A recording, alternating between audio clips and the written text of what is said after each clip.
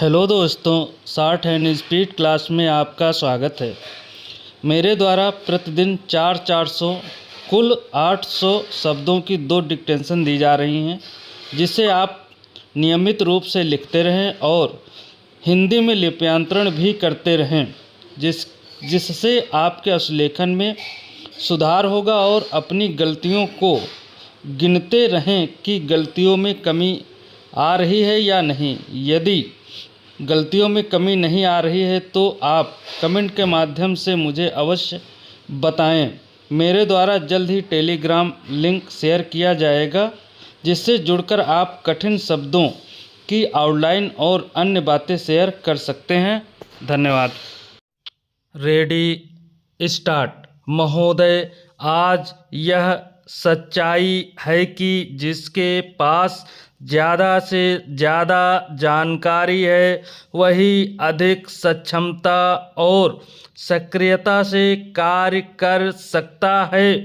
दूसरी तरफ आज जिस तेज़ी से देश विदेश में परिवर्तन हो रहे हैं उसका प्रभाव हमारे समाज, क्षेत्र, गांवों पर भी पड़ रहा है और अगर हम इन जानकारियों से अछूते रह गए तो हम विकास की दौड़ में पीछे रह जाएंगे। इसलिए पंचायतों को भी हर तरह की जानकारी रखनी पड़ेगी और उसी आधार पर अपने कार्य की रणनीति बनानी पड़ेगी।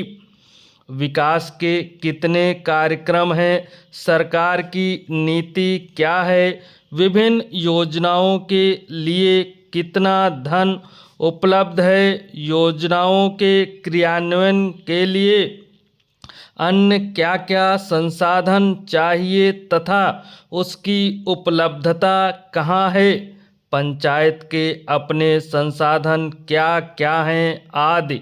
यह सब जानकारी का हिस्सा है जिसके बिना पंचायतों का कार्य नहीं चल सकता है।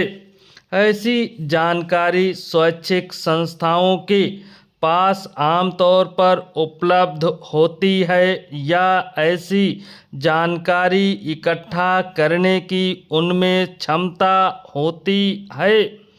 यह काम पंचायतें स्वैच्छिक संस्थाओं के सहयोग से काफ़ी अच्छी तरह कर सकती हैं।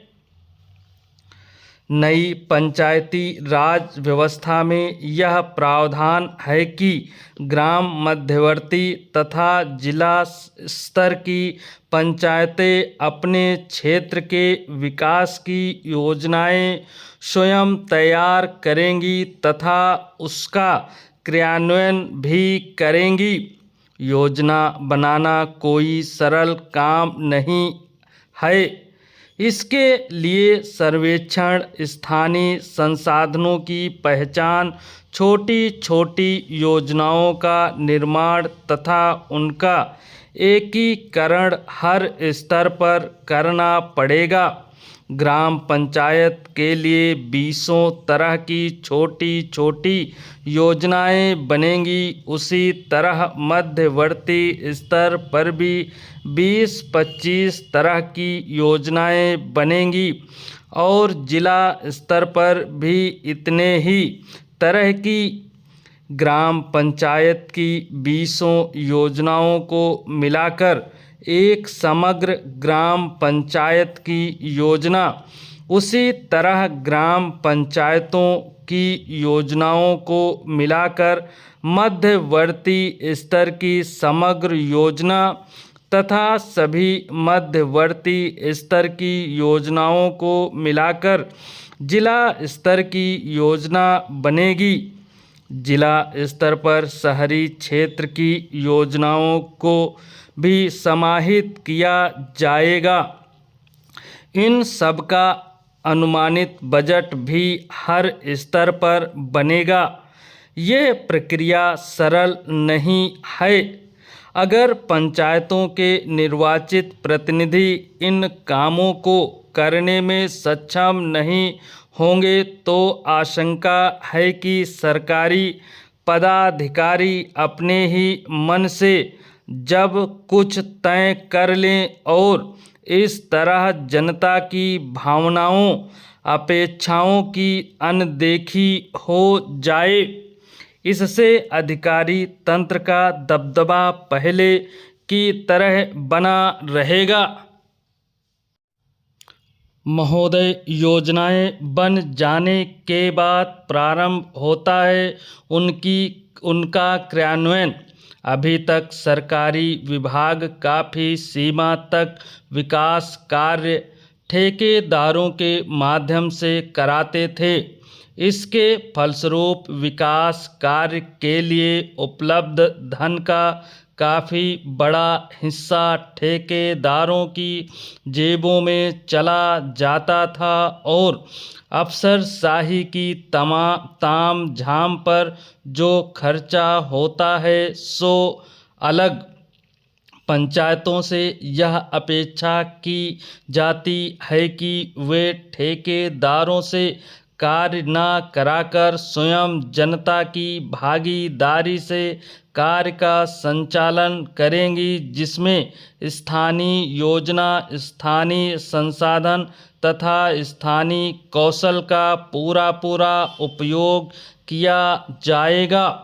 जैसा कि ऊपर कहा जा चुका है कि स्वैच्छिक संस्थाओं के पास सहभागी पद्धति से कार्य करने का व्यापक अनुभव है, इसलिए वे पंचायतों को इस कार्य में मदद कर सकती हैं।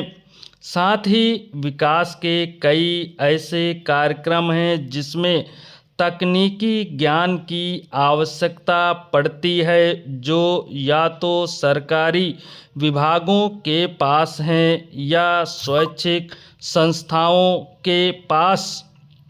अतः इस दृष्टि से भी पंचायतें स्वैच्छिक संस्थाओं की सहायता ले सकती हैं हर कार्य में जिसमें विकास के कार्य भी सम्मिलित हैं।